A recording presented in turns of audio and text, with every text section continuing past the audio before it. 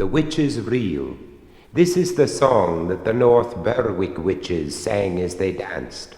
Cummer was a Scottish word for addressing a woman, particularly a witch. Cummer go ye before, cummer go ye. If you will na go before, cummer let me ring a ring with the shins, linking lithely with the shins. Cummer Colin, crone and queen, round we go. Cummer go ye before, cummer go ye. If you will na go before, come let me ring a ring with the shins, looping lightly with the shins, kilted coats and fleeing hair, 3 times 3.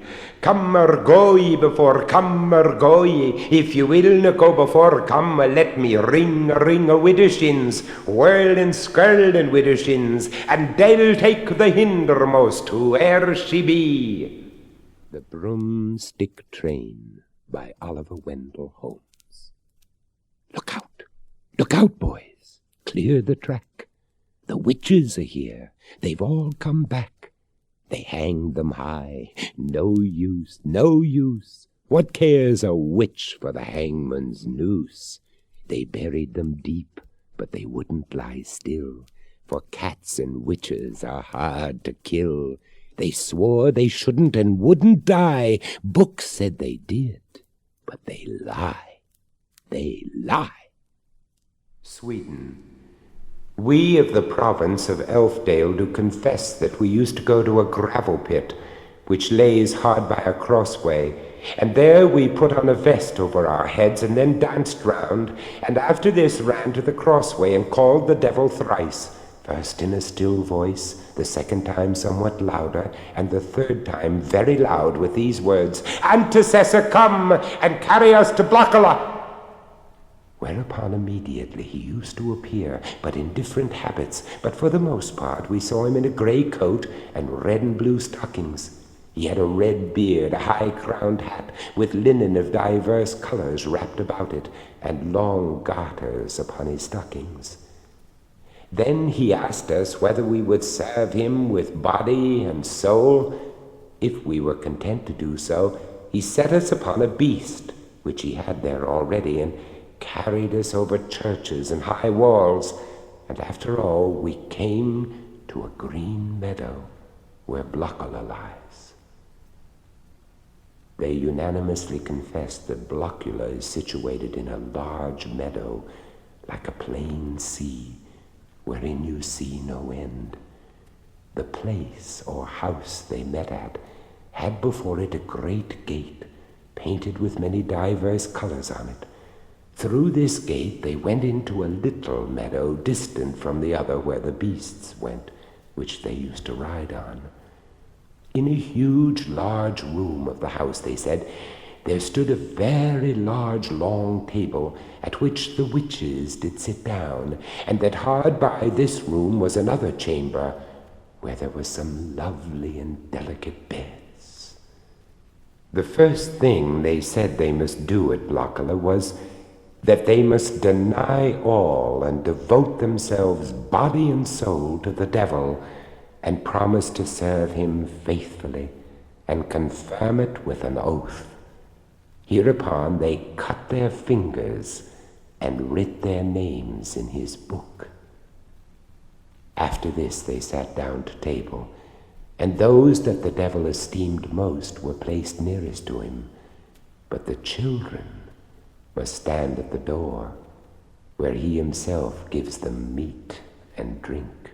The Phantom Merry-Go-Round. Among the pirate islands at the outer edge of Barataria Bay, the westernmost is Ile Dernière, now generally known as Last Island. For a little while it was the capital of the illegitimate empire of Jean Lafitte, the famous buccaneer who later moved to Grande Terre and became a picturesque hero at the Battle of New Orleans.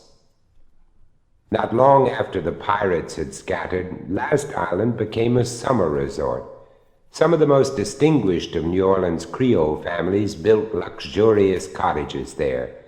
An enterprising merchant erected an elaborate hotel called the Trade Wind, which was decorated by many towers and bordered by pillared galleries. A whole wing of this long and spacious building was devoted to a ballroom where an orchestra played nightly, and all the families from the cottages joined the hotel guests to dance the hours of darkness away. The season was at its height at the beginning of August in 1856.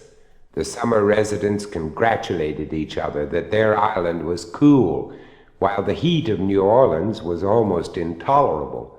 A strong north wind was blowing, and high waves raced in from the Gulf of Mexico to break in thundering surf upon the sand. Each day was bright and clear. On the 9th of the month came the first ominous evidences of possible disaster. Great dark clouds towered on the horizon, and the wind brought with it a roaring sound. Darkness came early that afternoon, and the sound increased. The islanders gathered at the ballroom, glad to divert themselves by dancing and forgetting the fears that stirred in their minds.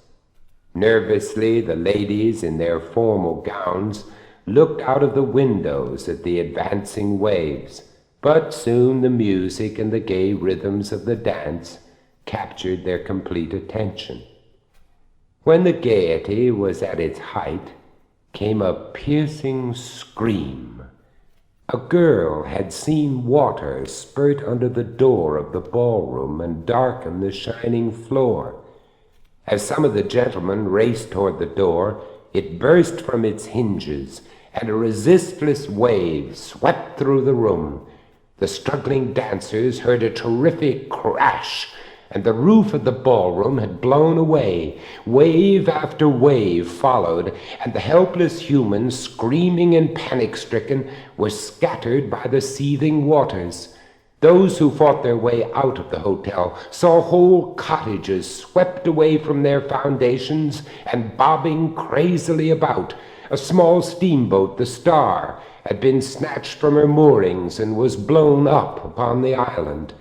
It filled with water and sank on the site of a billiard parlor which had disappeared. A few of the victims of the storm fought their way to her hull and clung there throughout the night. Not far from the hotel stood a children's whirligig or merry-go-round. A group of men and women had fought their way to it, and they clung to the wooden rail above their heads. The wind increased its force and set the rail to circling.